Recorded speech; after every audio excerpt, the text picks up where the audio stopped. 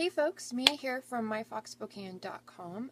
I saw a new movie this week and I was inspired by the technology, so I thought instead of writing a movie review, I'd go ahead and film it. So we'll see how this goes. Okay, so this week I saw Ghost in the Shell, the live-action anime adaptation starring Scarlett Johansson, based on the 1995 animated feature and the 1991 manga, which is Japanese comics, in case you are not familiar with those.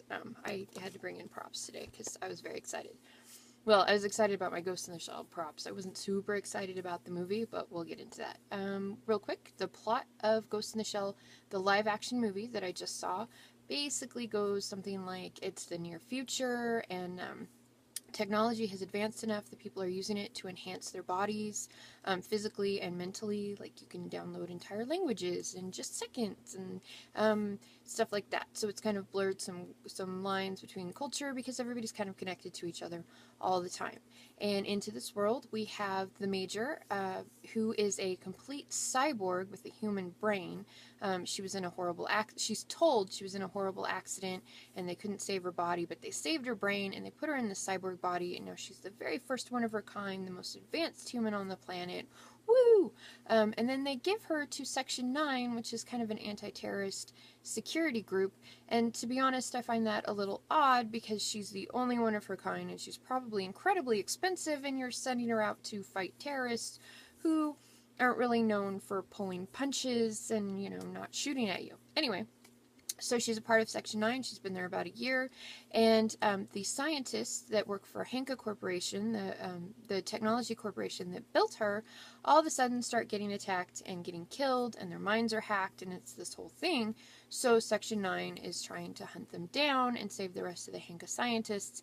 And then, of course, the plot gets twisty-turny, and there's all this stuff about memory and consent and figuring out who the real bad guy is, and it stuff like that. So gosh, there's so much that I want to say here, but I want to keep it relatively short, so I'm going to try to stick to just a few major points. First of all, this movie is beautiful looking. Weta Workshop did an amazing job. All the special effects people did an amazing job. The technology looks very realistic. They have like holographic billboards, and the way the implants work on the characters, the way they look like they would just be part of your body. At one point, one of the characters loses his human eyes and he gets them replaced with enhanced eyes, which is a thing from the anime, and it looks like really realistic. The way they move, the way they sound, the way he sees with them, it looks so realistic, and it's just so well done. The opening sequence when they're building the Major's body is just beautiful. It looks amazing. And a lot of the casting I was really, really enthusiastic about. I saw the animated movie back in 1997, about 2 years after it came out, and then I hunted down the manga so that I could read the original comics. It took a while because back in the day it was harder to get here in America, but eventually I found it. So I've read all of the manga, I've seen all of the animated movies, I've seen all of the animated series, the Standalone Complex, Second Gig, and even the new one, Arise. So I have a lot of experience with the Ghost in the Shell world and the way these characters have been presented in the past, and I've loved most of the adaptations, and I really could get behind this one. At least the characters, the way they cast, I could get behind that too. The main characters like Batou and Togusa and Aramaki, the head of Section 9, I think they did a really, really good job, especially Batou. I loved that actor. I can't pronounce his name, so I'm not going to say it here, but I loved him. He's been in Game of Thrones before. He should actually be in the next season of Game of Thrones because he's a new recurring character. But I thought the way he looked, the way he talked, the way he interacted with the Major, they even included his beagle, which is just this cute kind of side thing that makes that character more deep in the anime and manga. So the casting I thought was pretty well done, and I even could have gotten behind Scarlett Johansson as the Major. I think she looked a lot more like the character from the animated movie than I would have expected, and she did some interesting like physical movements and choices there that I at first wasn't sure about, but I think I could have gotten behind. But what they did with the story kind of upset me so much that I was having trouble really appreciating everything else about this movie. And I want to lead with I love adaptations of stuff. I love Jane Austen, and I've actually seen almost every adaptation they have ever done of her material, and I've loved all of it, from Pride and Prejudice and Zombies to Bride and Prejudice, the Bollywood musical version of Pride and Prejudice. I mean, I love them because when they embrace them and they make them their own thing, even with characters that, you know, I've known from a different story, I can still really get behind it and enjoy it, because it's fun to see those characters still be themselves, but kind of in new situations. And I think the problem I had with Ghost in the Shell wasn't that they changed the story, it was how they changed the story. And it was also that they changed the story, I think, actually, to be honest, because they lift scenes directly from the animated movie to put them in this one, and then they say that they were adapting it into their own thing. And you didn't really, because you took these scenes, you took the way things looked, you took, you know, the way these characters kind of behaved, and you took these scenes, like scene for scene recreations from the animated movie, but then you added in this other story stuff that didn't really go there. And to be honest, I'm not sure the scene for scene recreations went there either, because the tone and the flow of the movie, the live action movie, is different than the animated feature. And those scenes went with the flow of the animated feature, but I felt like they seemed too forced in the live action version. You know, it'd be really fast and, you know, kind of manic, and then all of a sudden it slows way down. The music completely changes, the tone completely changes, and it just didn't fit. And one of them, which is an iconic scene from the original animated movie, where the Major, who's a cyborg, is like scuba diving, and they have a whole talk about that, how dangerous that is because she's a cyborg body and stuff. But they put it in the live action one, but where they put it makes no sense in the plot.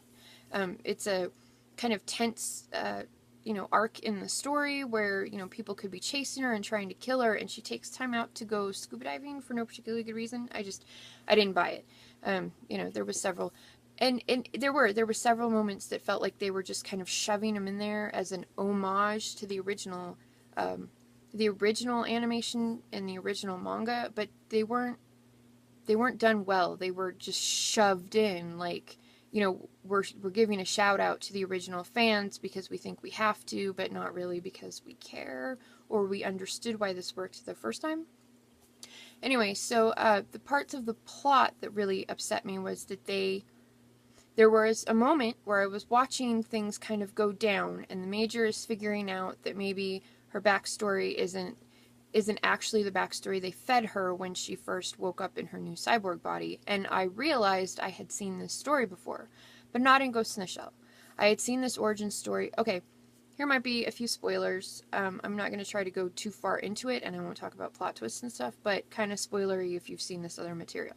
Anyway, I had seen this origin story before in Wolverine, and in Jason Bourne, and in Gina Davis's character in The Long Kiss Goodnight. And if you've seen these, you kind of get where I'm going with this whole amnesia, and you're told one thing and it was a lie and it's actually something else, and, you know, da da da da da da da. And it just I don't know that an origin story was even necessary here. Even if they want to make a franchise out of Ghost in the Shell, they could have done what the original animated movie and even the TV series did. They kind of start in the middle, and if they need to, they could throw in some backstory later. But I think part of the reason Ghost in the Shell worked is this universe is already lived in. Everybody's already comfortable with themselves. Everybody knows their place in this world. And it leads to bigger questions, not just, you know, who created me and who lied to me, but, you know, more philosophical and more complex questions. The animated movie never acts like you're an idiot and won't understand it. And the live action movie, I think, talked down to you quite a bit. It kept, you know, there was so much exposition and so much, you know, explanation. And in the very beginning, she says, we rebuilt your shell to put your soul or your ghost in it. And I was like, I didn't need you to tell me what ghost and shell stand for. I could get it from the context of the movie. So this origin story idea, I don't think it was even necessary. And also, it's been done before. It's generic. It's tired. It's overdone. It's, you know, the basic origin story they seem to give popular action characters now, and it wasn't necessary. The Major did not need it. She was a strong, powerful, amazing person, and part of what made her so amazing was that she knows that her body is not her original body. She doesn't even really own it. If she quits Section 9, she'll have to give it back. The only thing she really owns is her ghost, the part of herself that she considers that makes her human. And throughout the anime and the manga, she does question, am I still human? What makes me human? It's my actions that make me human, not necessarily, who I used to be or who people say I was, but it's what I do. And, and there's different iterations of her. The manga version of the Major is pretty different than, in some ways, than the anime version, but deep down, she's the same. And she's strong that way. She knows, even with just a ghost or a soul, something that's ephemeral that you can't even touch or place, she knows that she's still human.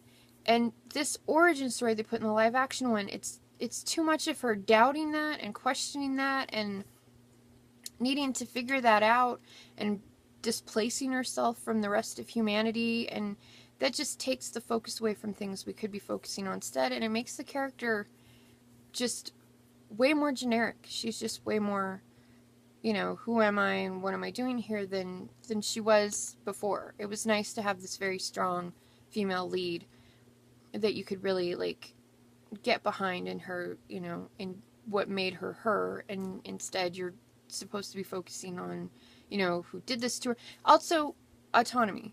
In the original, they don't give a lot of backstory of her. I think eventually in Standalone Complex Second Gig, they do kind of give a backstory, but for the most part in the anime and the manga, they don't. And, but you get the idea that she agreed to everything that happened to her. She agreed to the cyborg body. She agreed to the extra enhancements. She agreed to joining Section 9 and working on the security anti-terrorism stuff. So she made the choices that led to where she is. She's strong and she has autonomy over herself. She made these choices. And in the live action movie, they take a lot of those choices away from her. They put her brain in this body without asking her. They sent her off to Section 9 without asking her. All this stuff keeps happening. And, it detracts from part of what made her such a strong character. She's not making choices. Somebody's making choices for her. And it's just, it wasn't necessary for this character. It's been done. We've seen this before. We could have seen something new, and that would have been just more fun. So, anyway, I didn't want to take too long on this, but so basically what it comes down to is I think Ghost in the Shell is a beautiful movie. The special effects are amazing. Many of the casting choices I thought worked pretty well, especially, like I said, the Bato Togusa, who was criminally underused, and Aramaki characters. If you've seen the anime and you really like those characters, you'll enjoy them in this too. I think Scarlett Johansson did okay with what she was given. I just think what she was given was not great. I think it was an overdone, generic, tired origin story. I think they could have focused so much more on other things. Another great casting choice. Michael Pitt as, okay, I can't really say what his character was without going too spoilery, but I think he was absolutely fabulous. I loved the way he looked. I loved the way he moved. I loved the way he integrated his dialogue into the way that character was kind of supposed to be. I also think he would have done a fantastic job as the original kind of villain from the animated movie. I think that's kind of what his character was based on to begin with, and then they decided to change it and do this generic origin story thing instead of the story from that anime. But I think he would have done a fantastic job. I think he did a fantastic job anyway. So, but yeah, so the story is where it lost me. It was very heavy-handed. It was trying to make its point. The way that they tried to say how it's okay that this was an American-made movie with Western directors and Western actors and not Japanese like the original content, I thought was incredibly heavy-handed. The way that they added in elements from the 1995 animated movie was also very heavy-handed. It just felt clunky. It felt like it didn't belong there. So, yeah, I was very disappointed. I went in with pretty low expectations because from the trailers it looked like they had what they had done with the story was going to be kind of not what I wanted, but I think by the end I was actually like crying. I was so mad about what they had done to this movie. So maybe if you have absolutely no background with Ghost in the Shell, originally you might be better with it. And like I said, I like adaptations when they're done well. I didn't think this adaptation was done very well. So, this has been Mia, and I guess I'll see you next time.